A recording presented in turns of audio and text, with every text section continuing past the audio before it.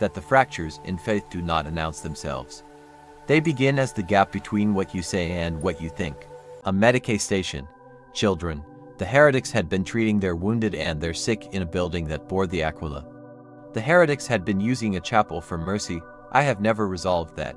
I have tried. Canonis, in the doctrinal texts, the capacity for mercy is described as a gift of the emperor to his servants. If an enemy of the Imperium also demonstrates the capacity for mercy, how do we theologically categorize that capacity? She was quiet for a long time. Then she said, Sister Yvain, the texts are clear that those who reject the emperor's sovereignty forfeit their claim to his gifts. Any apparent virtue in his enemies is either illusion or corruption of the sacred into the profane. I said, yes, Canonis, and I meant it as acknowledgement, not agreement. That distinction, between saying yes and meaning yes, was the first fracture, very small. You would not have seen it. I barely felt it myself, but I have learned since that the fractures in faith do not announce themselves. They begin as the gap between what you say and what you think. They widen only when you start to notice the gap is there. I noticed.